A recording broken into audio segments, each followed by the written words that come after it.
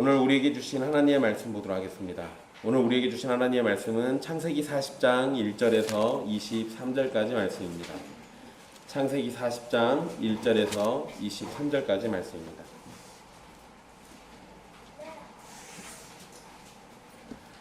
귀하신 하나님의 말씀 받들어서 읽도록 하겠습니다. 그 후에 애굽 왕의 술 맡은 자와 떡 굽는 자가 그들의 주인 애굽 왕에게 범죄한지라. 바로가 그 두 관원장 곧 술 맡은 관원장과 떡 굽는 관원장에 노하여 그들을 친위대장의 집 안에 있는 옥에 가두니 곧 요셉이 갇힌 곳이라. 친위대장이 요셉에게 그들을 수종들게 하매 요셉이 그들을 섬겼더라. 그들이 갇힌 지 여러 날이라. 옥에 갇힌 애굽 왕의 술 맡은 자와 떡 굽는 자 두 사람이 하룻밤에 꿈을 꾸니 각기 그 내용이 다르더라. 아침에 요셉이 들어가 보니 그들에게 근심의 빛이 있는지라. 요셉이 그 주인의 집에 자기와 함께 갇힌 바로의 신하들에게 묻되 어찌하여 오늘 당신들의 얼굴에 근심의 빛이 있나이까. 그들이 그에게 이르되 우리가 꿈을 꾸었으나 이를 해석할 자가 없도다. 요셉이 그들에게 이르되 해석은 하나님께 있지 아니하니이까 청하건대 내게 이르소서. 술 맡은 관원장이 그의 꿈을 요셉에게 말하여 이르되 내가 꿈에 보니 내 앞에 포도나무가 있는데 그 나무에 새 가지가 있고 싹이 나서 꽃이 피고 포도송이가 익었고 내 손에 바로의 잔이 있기로 내가 포도를 따서 그 즙을 바로의 잔에 짜서 그 잔을 바로의 손에 들였노라. 요셉이 그에게 이르되 그 해석이 이러하니 새 가지는 사흘이라. 지금부터 사흘 안에 바로가 당신의 머리를 들고 당신의 전직을 회복시키리니 당신이 그 전에 술 맡은 자가 되었을 때 하던 것 같이 바로의 잔을 그의 손에 드리게 되리이다. 당신이 잘 되시거든 나를 생각하고 내게 은혜를 베풀어 내 사정을 바로에게 아뢰어 이 집에서 나를 건져주소서. 나는 히브리 땅에서 끌려온 자요 여기에서도 옥에 갇힐 일은 행하지 아니하였나이다. 떡 굽는 관원장이 그 해석이 좋은 것을 보고 요셉에게 이르되 나도 꿈에 보니 흰 떡 새 광주리가 내 머리에 있고 맨 윗광주리에 바로를 위하여 만든 각종 구운 음식이 있는데 새들이 내 머리에 광주리에서 그것을 먹더라. 요셉이 대답하여 이르되 그 해석은 이러하니 새 광주리는 사흘이라. 지금부터 사흘 안에 바로가 당신의 머리를 들고 당신을 나무에 달리니 새들이 당신의 고기를 뜯어먹으리이다 하더니 제3일은 바로의 생일이라. 바로가 그의 모든 신하를 위하여 잔치를 베풀 때에 술 맡은 관원장과 떡 굽는 관원장에게 그의 신하들 중에 머리를 들게 하니라.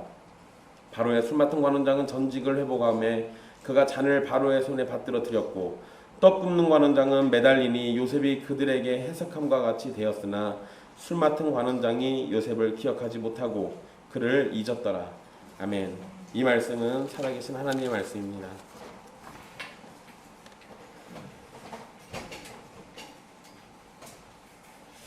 우리는 지난 시간에 여자의 거짓말 때문에 억울한 누명을 쓰고 감옥에 갇히게 된 요셉의 이야기를 살폈습니다. 하나님께서는 은혜를 주시고 복을 주시며 함께 하시는데 바로 그럴 때 사단은 유혹의 손길을 뻗치고 신자들을 유혹해서 걸려 넘어지게 만듭니다. 우리들이 흔하게 경험할 수 있는 일들이죠. 하지만 하나님께서 함께 하신 요셉은 흔들리지 않는 믿음과 하나님 중심의 생각과 행동으로 유혹을 이겨냈습니다. 그럼에도 그는 고난 가운데로 빠졌고 더 슬프고 절망스러운 상황에 들어가게 되었습니다. 분명 하나님의 말씀을 잘 지킨 건데 하나님 앞에 선한 일을 한 건데 그 결과는 감옥에 갇힌다라는 더 절망스러운 상황이 된 겁니다. 하지만 성경에 기록하듯이 요셉이 고통스러운 상황에 처해 있더라도 하나님께서는 그와 함께 하셨고 요셉을 떠나지 않으셨습니다. 그렇기에 고통스럽고 괴로운 상황 속에서도 요셉은 하나님을 향한 믿음을 지킬 수 있었습니다. 그러니까 요셉이 했던 모든 것들은 결국 요셉의 능력보다는 하나님의 함께 하심 때문에 주어진 하나님의 은혜라고 말할 수 있는 겁니다. 오늘은 요셉이 감옥에서 겪었던 특별한 사건을 살펴보고자 합니다. 성경은 오늘 다루게 될 두 관원장의 꿈 이야기를 통해서 바로에게까지 연결되는 요셉의 삶을 알려줍니다. 오늘 말씀은 이 뒤에 나오는 바로의 꿈을 풀이해주는 기초가 되기도 합니다. 요셉이 감옥에 있는 동안 애굽 왕의 술 맡은 자와 떡 굽는 자가 애굽 왕에게 범죄하여 감옥에 갇히게 됩니다. 성경은 두 사람이 범죄하였다고 기록하고 있습니다. 그래서 감옥에 갇힌 겁니다. 여러분, 이거는 분명히 억울하게 감옥에 갇힌 요셉과는 대조가 되는 겁니다. 요셉은 범죄해서 감옥에 갇혔다란 말이 없어요. 그런데 이 두 사람들은 분명히 범죄해서 감옥에 갇힌 겁니다. 두 관원장이 감옥에 있는 것은 바로가 어떻게 할 것인지를 최종적으로 결정하기 위해서입니다. 그러니까 사실 그냥 흉악범이어서 그냥 바로가 바로 판결을 내렸으면 그렇게 해서 처벌받고 끝났을 겁니다. 그런데 감옥에 있다는 얘기는 잠깐 동안 바로가 생각을 한다는 거예요. 추궁을 하든지 아니면 고문을 해가지고 또 다른 것들을 알아내든지 이렇게 해도 가능하겠죠. 그러한 일들 때문에 지금 감옥에 있는 겁니다. 어쨌든 판결을 기다리고 있는 것으로 우리는 볼 수 있는 거예요. 술 맡은 관원장은 왕이 최고로 믿을 수 있는 사람을 세웁니다. 당시에는 왕들이 독을 먹고 죽는 일이 많았습니다. 그래서 술 맡은 사람은 최고로 믿을 수 있는 사람을 세워요. 그래서 왕에게 술을 따라줄 때 이 술 맡은 사람이 먼저 맛을 보기도 하고, 그렇게 해서 자기가 먼저 이 목숨을 걸고 먹는 거예요. 또는 은이라든지 이런 걸 사용해 가지고 독이 있는지 없는지 이런 걸 확인도 합니다. 이런 거는 어느 나라든지 임금에게는 거의 대부분 있었던 일들입니다. 우리나라도 조선시대에도 그런 것들이 있었죠. 그래서 상궁들이 옆에서 먼저 음식을 맛보고 주는지 안 주는지 지켜보고 난 다음에 안 죽으면 먹고, 이런 식이잖아요. 그거와 똑같은 겁니다. 그러니까 굉장히 믿을 수 있는 사람을 세우는 거죠.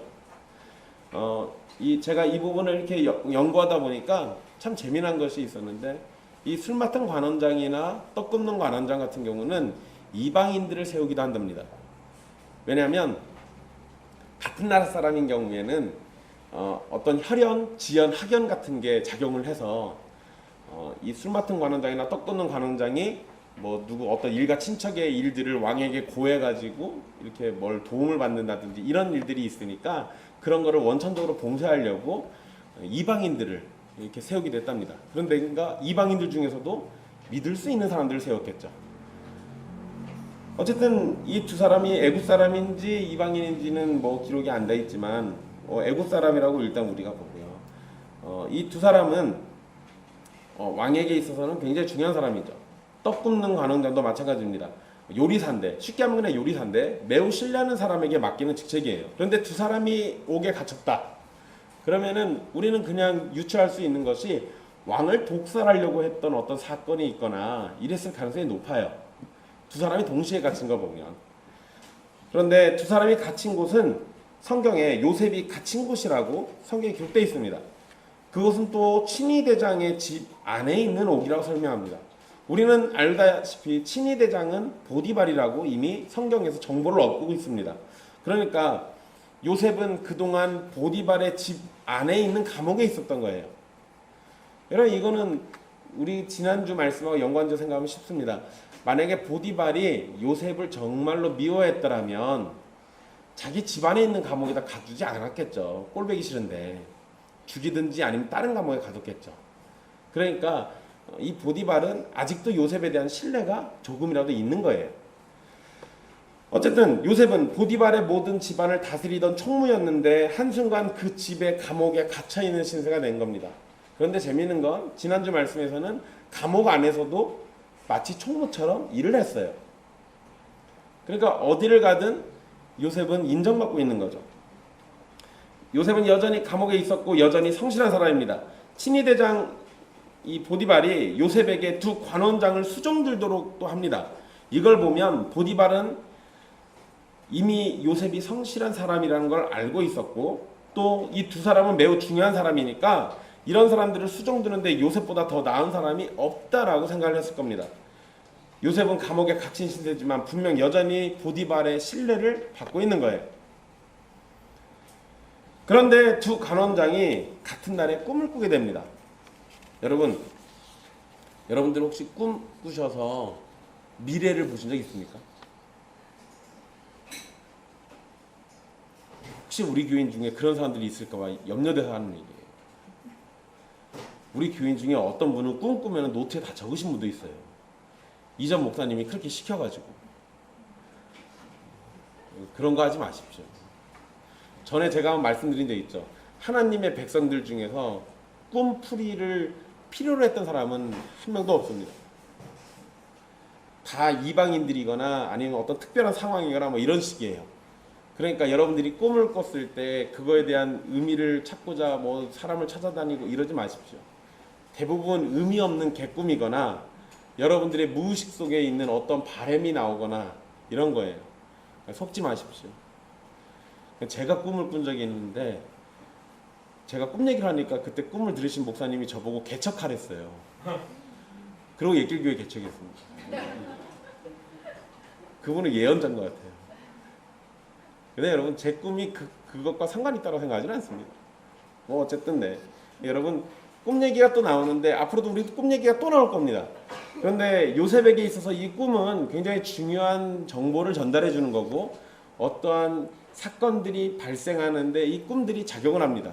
그런데 더 중요한 건 하나님의 계획은 요셉이 애굽의 총리가 되는 건데 그때 사용된 도구가 바로 이 꿈이라는 거예요. 그러니까 이때 나온 꿈들은 각자에게 개인적인 의미가 있지만 하나님의 전체적인 그림으로 놓고 볼 때는 요셉이 총리가 되도록 만들기 위한 하나의 수단일 뿐인 겁니다. 그러니까 우리는 그 부분에 집중을 하는 것이 훨씬 더 맞아요. 어쨌든 두 관원장이 같은 날 꿈을 꿨는데 내용이 서로 달랐습니다. 뭔가 좀 느낌이 다른 거예요.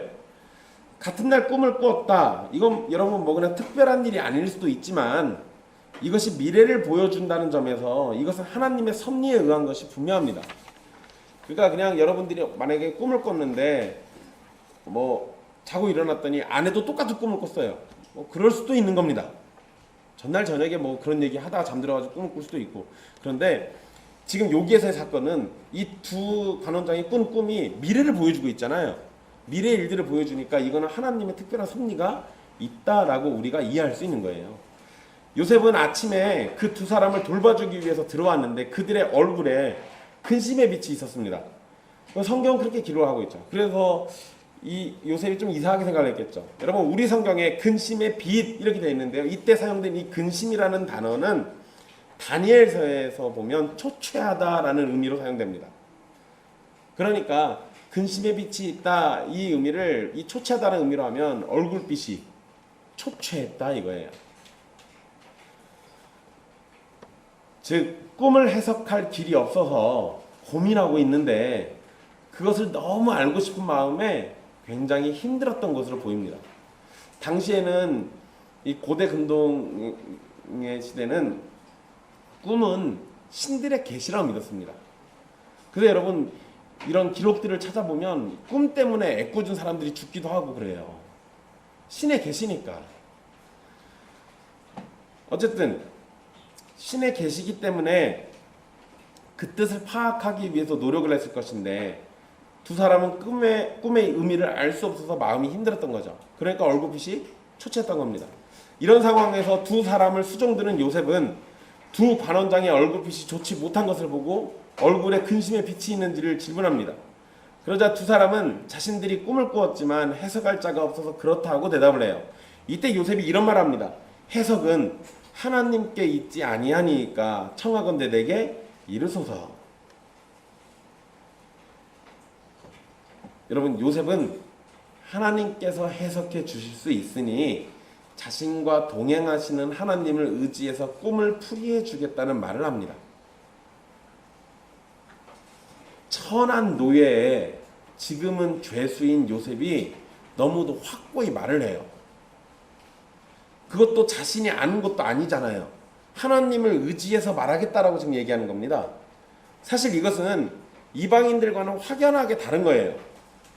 여러분 지금도 우리 뭐 꿈풀이 해주시는 분들이 있죠. 그분들이 어떻게 능력이 생겨가지고 꿈을 풀어줍니까? 다 공부해가지고 합니다. 꿈에 대한 어떤 꿈에 대해서 이 해몽을 하는 거는 대부분 다 공부해가지고 하는 거예요. 그런데 고대 근동에도요, 고대 사람들이 이 교육을 받고 훈련을 해서 꿈을 풀이하는 법을 배웠습니다. 그런데 요셉은 꿈을 풀이하는 능력은 사람에게 있는 게 아니라 하나님께서 주시는 은혜로 가능하다고 지금 말을 하고 있어요. 그러니까 배워서 되는 게 아니라는 거죠. 그러니까 많이 배우고 뭐 많이 배우고 많이 알고 머리가 좋아가지고 할 수 있는 게 아니라는 걸 얘기해줘요. 그런데 요셉은 꿈에 대해서 하나님께서 해석해 주실 것을 어떻게 알고 있었을까요? 이전에 하나님이 꿈을 풀어줬다 뭐 이런 얘기가 안 나와요. 이것은 자신이 이전에 꿈을 꾸었던 그 두 번의 꿈, 그거에 대해서 하나님의 은혜로 그 꿈의 의미를 알게 되지 않았을까라는 생각을 하게 됩니다. 왜냐하면 이 사건 사이에 어떤 꿈 얘기가 한 번도 등장한 적이 없어요. 그런데 하나님이 그걸 해석해 줄 수 있다라고 얘기하는 거 보면 이전의 꿈 경험은 자신이 꾸었던 꿈밖에 없습니다. 그러니까 이렇게 놓고 보면 정확히는 아니더라도 요셉은 자신이 꾸었던 꿈의 의미를 어느 정도 알고 있었을 가능성이 있어요. 그것이 노예 생활과 감옥 생활을 버틸 힘이 되기도 했을 것입니다. 이런 경험으로 두 관원장의 꿈풀이를 해주게 되는데요. 먼저 술 맡은 관원장이 자기 꿈 얘기를 합니다. 꿈에 포도나무가 있었고 그 나무에 새 가지가 있고 싹이 나서 꽃이 피고 포도송이가 달렸다가 그것을 따서 즙을 내고 바로의 잔에 담아서 바로의 손에 드렸다는 거예요. 여러분 우리 그냥 성경을 안 보고 이 술 맡은 관원장이 이렇게 꿈 얘기를 해주면 여러분들도 꿈풀이 할 수 있습니다. 너무 쉬워요. 너무 확실해. 뭐야 저 복직도 있잖아. 누구든지 다 알아요. 물론 가지 3개가 3일 있다간지는 모르겠습니다.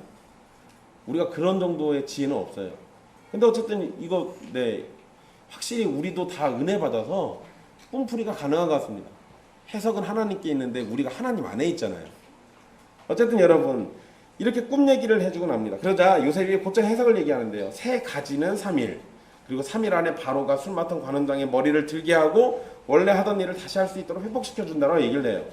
그러면서 요셉은 술 맡은 관원장이 잘 되면 자신을 생각하고 은혜를 베풀어서 자신의 처지를 바로에게 말해달라고 부탁을 합니다. 그러면서 이 감옥 생활하는 이 집에서 건져달라고 부탁을 해요. 여러분 창세기 39장 21절에 보면 하나님께서 요셉에게 인자를 더하셨다고 기록되어 있습니다. 이 부분 우리 지난번에 살핀 말씀이에요. 21절에 이렇게 되어 있죠. 여호와께서 요셉과 함께 하시고 그에게 인자를 더하사 간수장에게 은혜를 받게 하시매 라고 되어 있어요. 그러니까 요셉은 감옥에서도 하나님의 함께 하심과 하나님의 인자와 또 간수장으로부터 은혜를 받고 있는 상황이었습니다. 그런데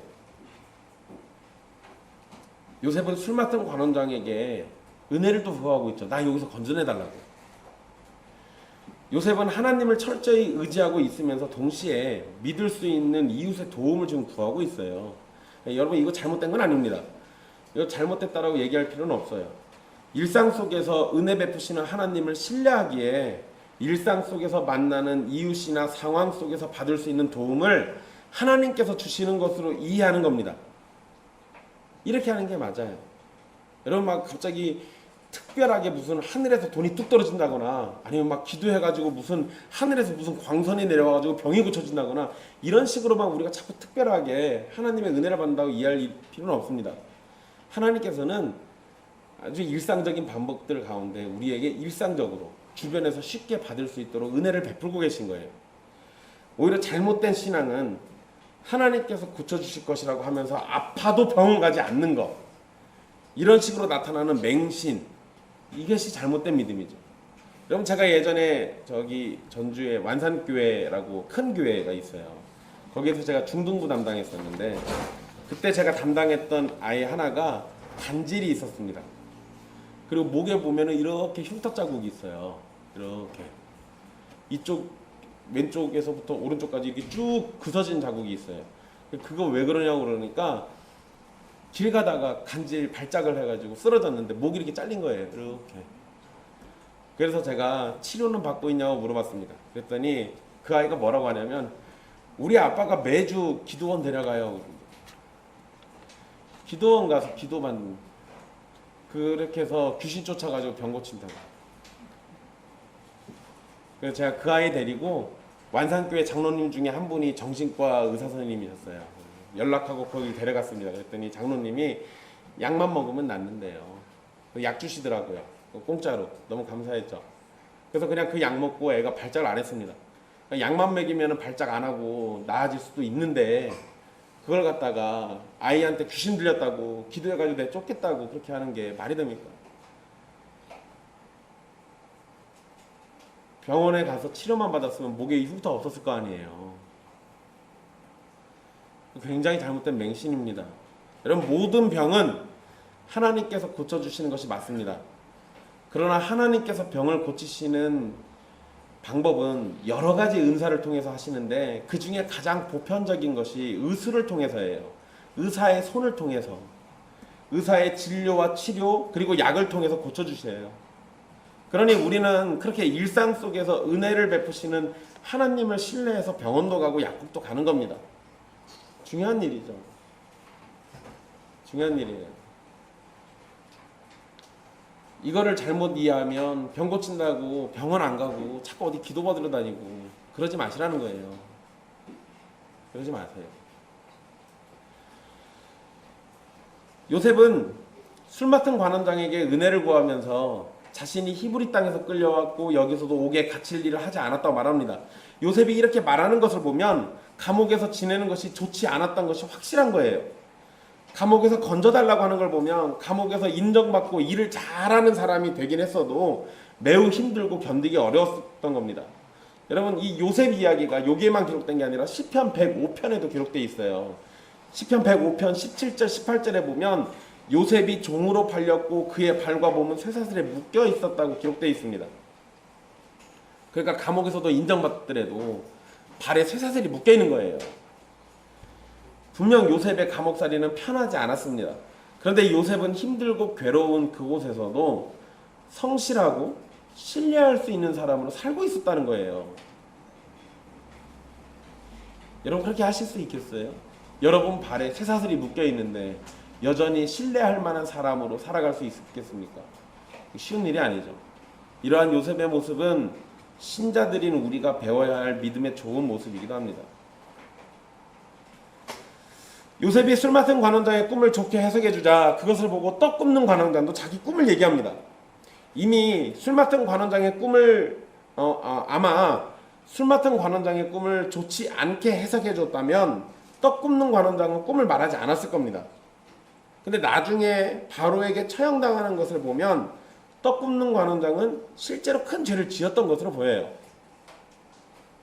둘 중에 하나는 복직되고 하나는 죽잖아요. 그러니까 바로가 나중에 조사해 보니까 얘가 나쁜 놈이야. 그래서 죽은 거겠죠.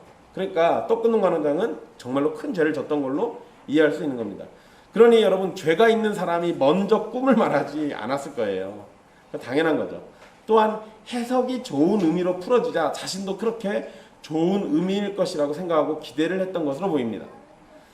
떡 굽는 관원장의 꿈은 흰 떡 세 광주리가 자신의 머리에 있는데 바로를 위하여 만든 맨 윗 광주리의 음식들을 새들이 와서 먹었다는 거예요.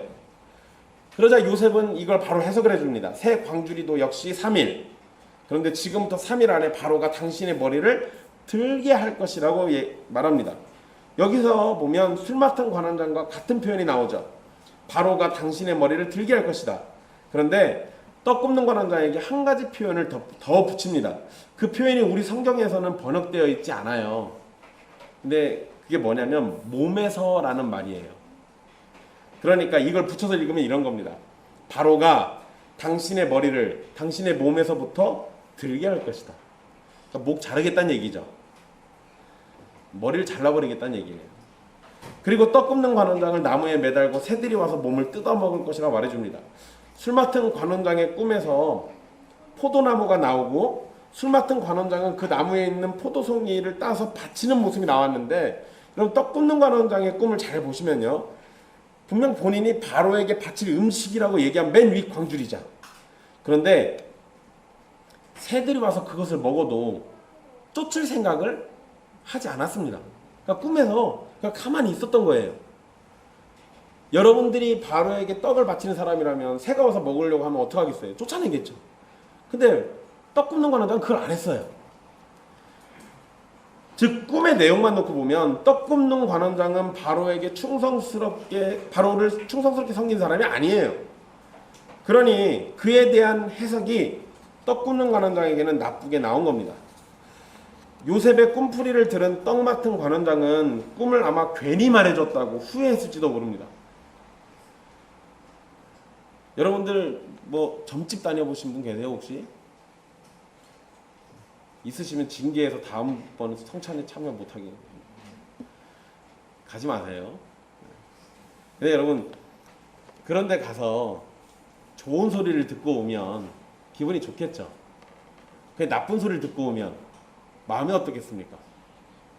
불안하겠죠. 그러면 그 불안한 걸 위해서 뭘 하겠어요? 부적을 쓰죠. 부적을 써도 불안한 마음이 잠재워지지 않으면 뭘 하겠습니까? 구슬하죠. 그럼 여러분 무당들이 점 봐주고 돈 버는 방법이 뭐겠습니까? 좋은 소리를 해줄까요? 나쁜 소리를 해줄까요? 여러분 그 상술에 놀아나시면 안 됩니다. 애초에 신자들은 그런 데 가서도 안 되는 거고 사실 그들은 돈을 벌기 위해서 사람들의 마음에 불안함을 심어요. 불안이라는 씨앗을 심어놓고 그것이 자라나면 결국 나중에 자신에게 돈으로 돌아옵니다. 그러니까 지금 떡 맡은 관원장 입장에서는 술 맡은 관원장은 너무 좋았어요. 아 그럼 나도 꿈풀이가 좋으면 좋겠다 싶어서 얘기했는데 이게 꿈풀이가 이상하잖아요. 이게 목이 지금 이렇게 잘리게 생겼는데 그러니까 이 관원장은 정말 싫었을 겁니다. 그리고 이 해석을 들었을 때 이제 앞으로 3일 있다가 이 일이 벌어진다고 그랬잖아요. 그러니까 3일 동안 요셉의 해석이 틀리기를 간절히 바랬을 겁니다. 두려웠겠죠. 술 맡은 관원장은 3일이 빨리 지나가길 바라고 있었을 때고 떡 맡은 관원장은 3일이 천천히 지나가길 바라고 있었겠죠. 두 사람의 3일은 전혀 다른 3일이 되었습니다. 여러분 우리도 이럴 때가 있어요. 여러분 일주일의 삶이 버겁습니까? 아니면 행복합니까? 버겁다고 느껴지면 이 일주일이 너무 시간이 너무 더디게 가요. 삶이 즐거우면 시간이 금방금방 지나갑니다. 너무 빨리 지나가요. 여러분들의 일상의 삶은 그리고 직장이나 학교나 가정이나 삶이 조금 힘들겠지만 시간이 빨리 가는 방법이 있는데 하나님께 예배하는 주일을 기다리는 겁니다. 그러면 시간이 좀 빨리 가요.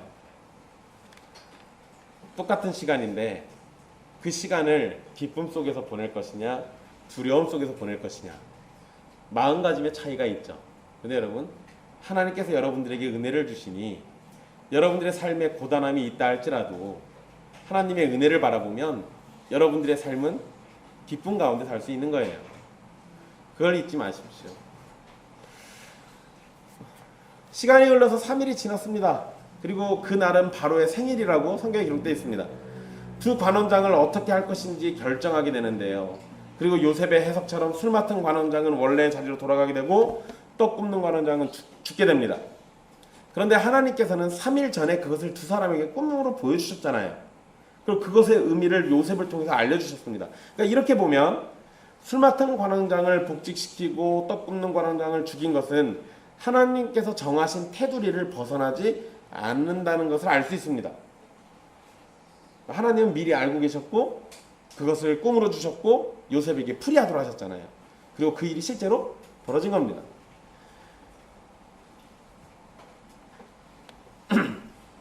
이러한 사실들을 보면 이방인의 왕이며 심지어 태양신의 아들이라는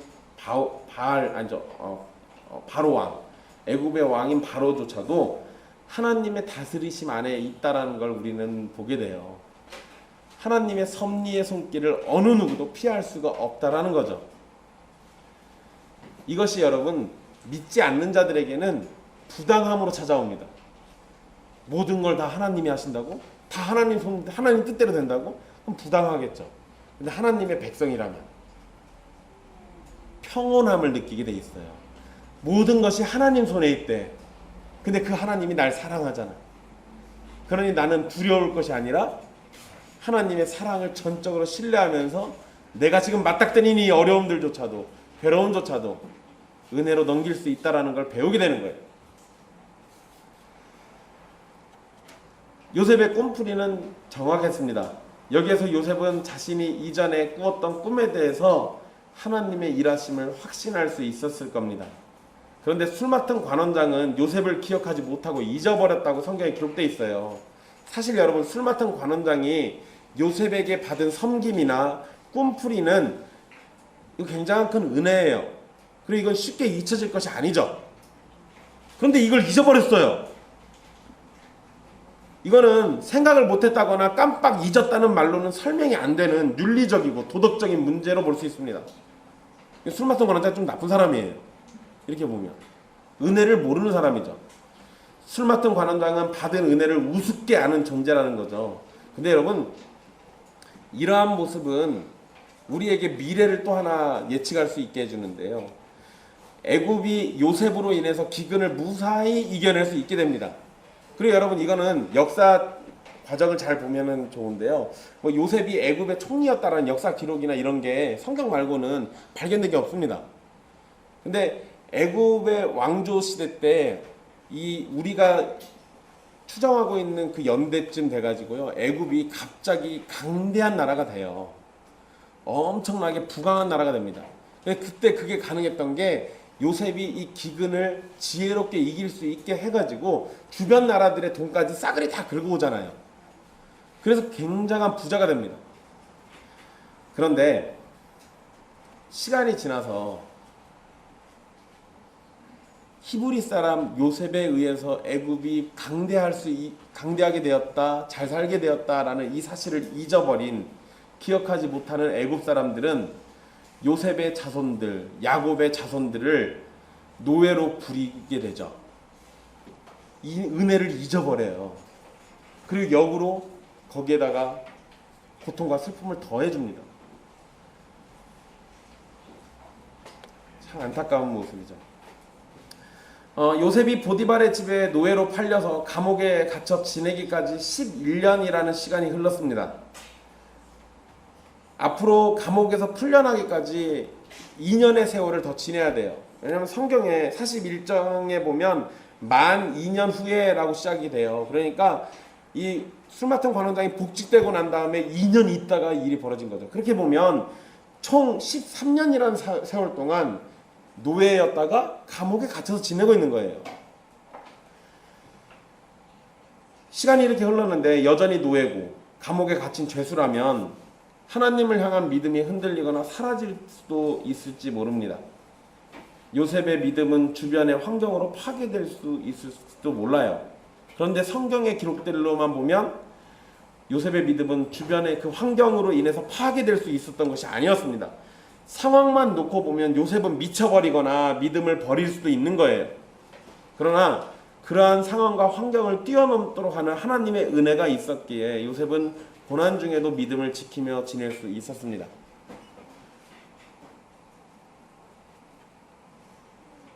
물론 여러분, 어려운 환경 속에서 만약에 정말로 무슨 미치거나 아니면 믿음을 저버리거나 이런 사람들을 우리가 비난해서는 안 돼요. 우리 주변에는 우리 교회는 아직 많이 그런 일 접하기 어려운데요. 특히 선교사들 가정 가운데 정신적인 문제가 발생하는 일들이 많습니다. 선교사들이 그 척박한 곳에서 복음을 전하고 교회를 세워가고 사람들을 세워가면서 이 수고를 할 때 그것 때문에 선교사의 아내나 선교사의 자녀들이 정신적인 스트레스를 받는 경우들이 있어요. 그러다가 정말로 안타까운 경우에는 믿음을 저버리는 경우들도 있습니다. 그렇다고 해서 우리가 그 사람들을 함부로 평가해서는 안 돼요. 왜냐하면 그들의 고통을 우리가 다 알지 못하니까. 그런데 한 가지 확실한 건 그런 사람들에게 하나님의 은혜가 넘치도록 있었다면 요셉과 같은 상황이 될 수도 있었다는 거예요.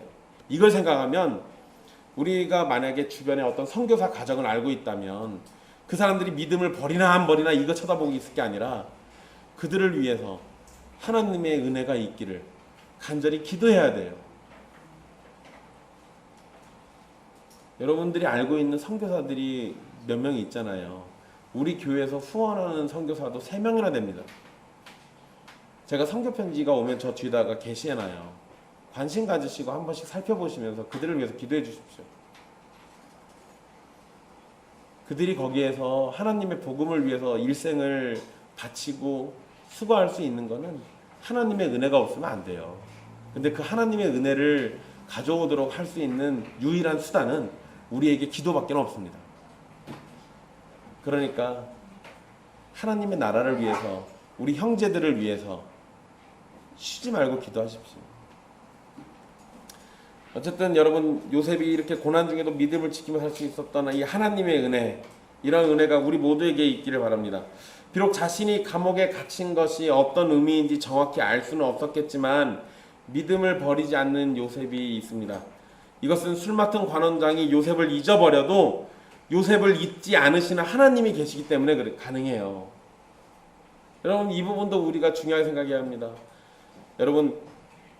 여러분들이 누군가에게 은혜를 베풀고 누군가에게 사랑을 줬을 때 그 사람이 여러분들의 사랑을 잊지 않으면 참 좋겠지만 대부분의 사람들은 다 잊어버립니다.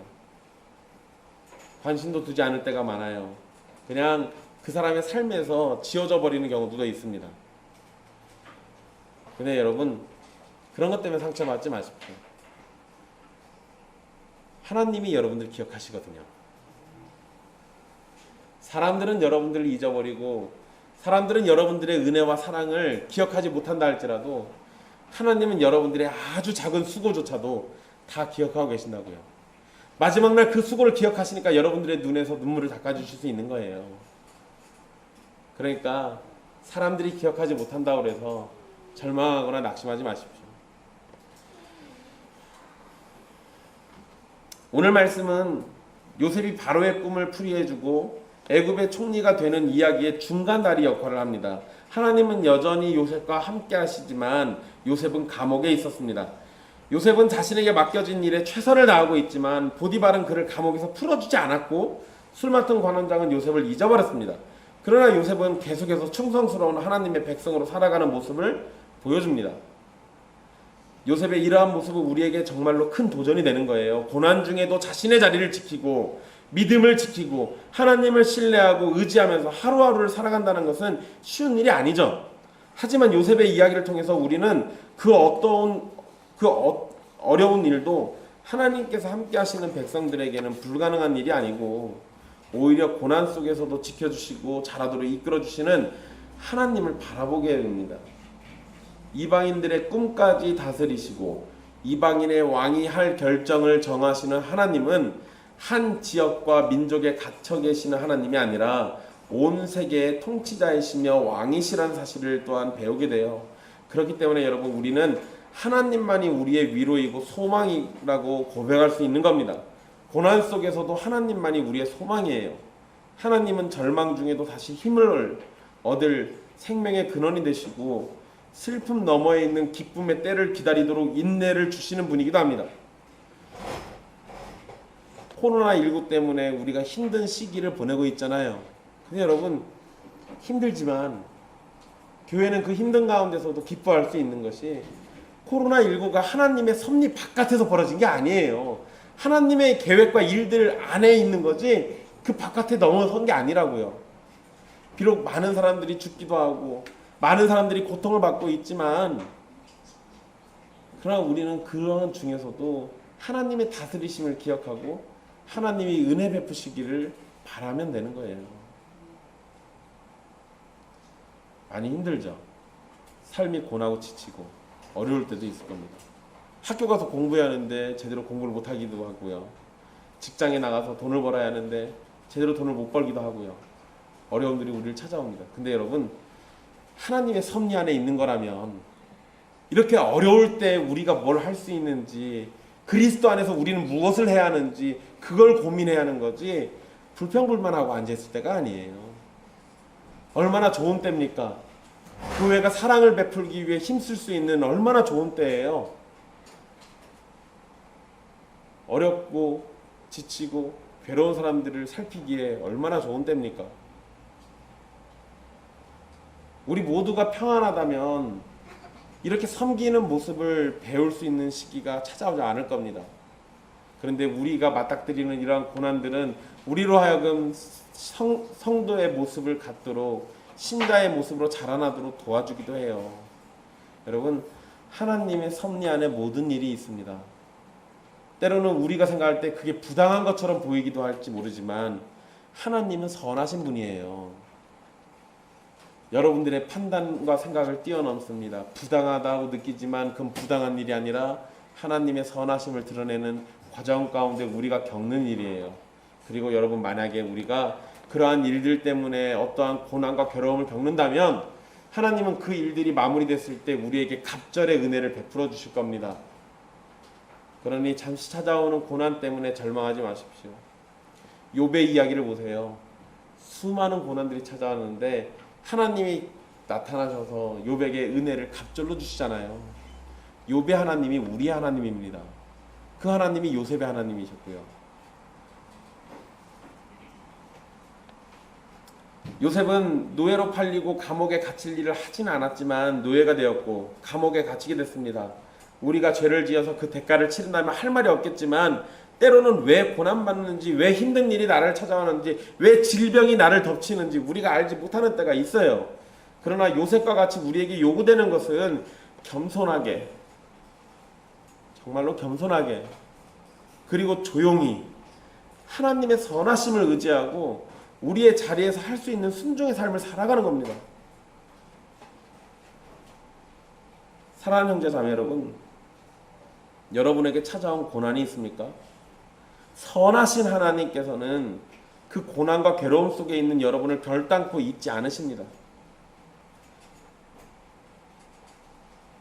그리고 우리의 아버지 되시는 하나님께서 애타게 부르짖는 여러분의 소리를 들으시고 고난과 괴로움 속에서 건져주시며 더 큰 기쁨을 맛보도록 하실 때가 올 겁니다. 혹여 고난이 찾아오지 않아서 평안한 삶을 사시는 분 계십니까? 그렇다면 평안한 삶을 주신 하나님께 감사하십시오. 그러나 평안한 삶에 안주하면 안 됩니다. 고난의 때를 준비하고 흔들리지 않을 믿음을 갖게 되길 소망해야 돼요. 여러분이 평안한 삶에 자리 잡고 믿음도 삶도 아무런 문제가 없는 것처럼 생각한다면 곧 찾아올 고난의 때에 철저히 무너지고 망가진 자신의 모습을 보게 될 겁니다. 그리고 그 평안함이 있을 때 마음껏 평안함을 누리시되 주변을 바라보세요. 혹시 내가 도와야 할 사람이 누군가 있지 않는지 주변을 살펴야 합니다. 신자들은 자신의 삶의 만족만 찾는 게 아니라 내 이웃의 삶의 만족을 위해서 사는 사람들이기도 해요. 교회 모두가 행복 가운데 살 수 있도록 서로를 살피는 거 신자들에게 주어질 의무입니다. 그러니 평안한 삶을, 또 부유한 삶을 살고 있는 사람이 있다면 교회 식구들 가운데 어려움이 없는지, 괴로운 일이 없는지, 도와야 할 일이 없는지 살피는 것도 굉장히 중요한 거죠. 고난이 없을 때나 고난 중에도 변함없이 우리를 기억하시고 찾으시며 은혜 베푸시고 함께 하시는 하나님 바라보십시오. 언제나 하나님만이 우리의 해답이고 소망이고 위로이십니다. 고난과 역경이 가득한 우리의 삶이 끝나고 천국에서 하나님을 배울 때 우리의 눈물을 닦아주실 하나님을 간절히 뵙기를 원합니다. 주께서 여러분들에게, 그리고 저에게, 또 우리의 자녀들에게 동일한 은혜로 마음껏 위로하는 날이 오기를 간절히 바랍니다. 기도하겠습니다.